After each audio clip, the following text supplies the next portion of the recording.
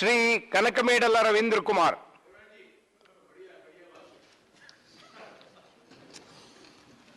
Thank you, Deputy Chairman sir, for giving this opportunity. In the Conference of Parties 26 held in Glasgow, the Honourable Prime Minister of India has given 5 commitments which are termed as Panchamitri by the government. The bill aims at giving shape to these commitments given by the government at COP26 conference held in 2021 in Glasgow. Those commitments are: India will reach a non-fossil energy capacity to 500 GW by 2030.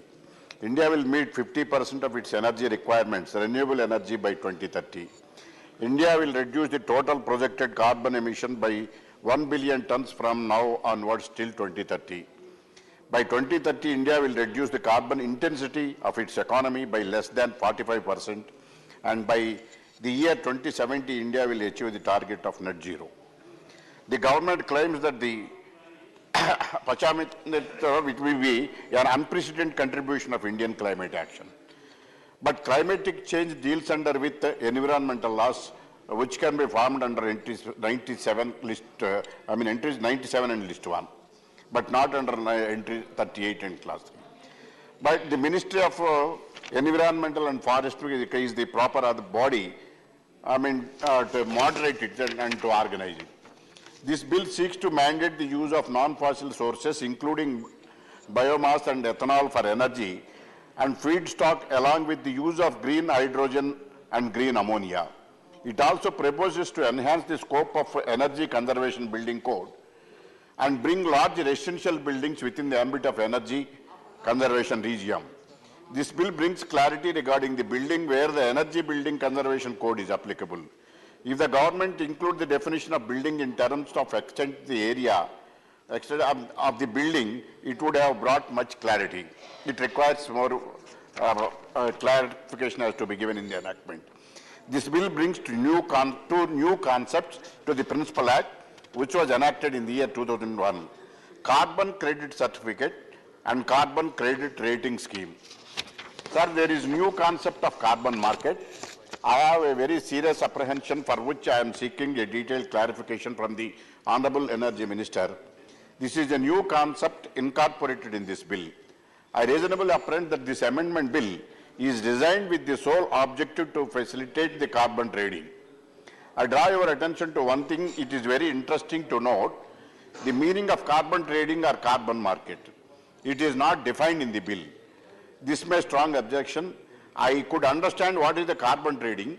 The carbon trading is a system of countries meeting the national carbon dioxide reduction by buying carbon credit as earned when a firm funds a project for a technology that is less polluting than the other options. For example, carbon emission is less polluted from the gas-based power plants than the diesel-based. I would like to know whether the amount of carbon saved in this credit. This is why information of my knowledge. Here in this bill, I would like to ask, seek clarification from the Honourable Minister. Was the carbon trading or the carbon credit scheme explained? Nothing is being explained in the enactment. Sir, section 2DB in the definition clause or the explanation clause for the carbon credit trading scheme. It means a scheme for the reduction of carbon emission notified by the central government under clause W of the section 14.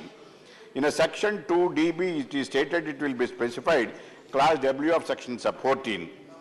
What section 14W says? It says the central government may, in consultation with the Bureau of Energy Efficiency, specify the carbon credit scheme.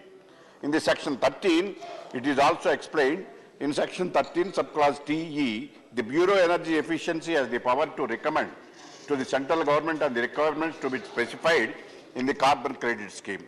What are the requirements to be explained incorporated in the carbon credit scheme will be recommended by the Bureau of Energy Efficiency. Section 14W will explain the specify a scheme, and definition says it will be as per section 14W.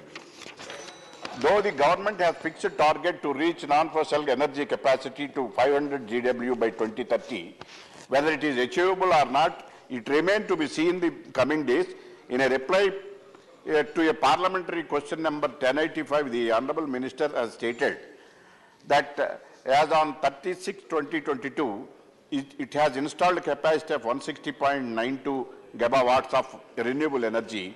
This includes 57.71 gigawatts solar power, 40.79 gigawatts wind power, 10.68 gigawatts biopower, 4.89 gigawatts small hydropower, and 46.85 gigawatts large hydropower. Further projects, 74.76 gigawatts capacity are under various stages of implementation. Moreover, 23.1 gigawatts capacity are under various stages of bidding. All these come together 258.82 gigawatts. The remaining 241.18 gigawatts has to be achieved within a period of 8 years. Though the government has fixed a noble task, its achievement depends upon the government's efforts and dedication. With regard to the carbon trading certificate is concerned, there is no regulatory body in the Act. Please conclude. A regulatory body should be established to regulate the carbon credit certification in the open market. With few submissions, I extend my heartfelt thanks to this Honourable Chairman for giving this opportunity. I request the Honourable Minister to look into this point and clarify the issue. Thank you, Ravindra Kumar ji.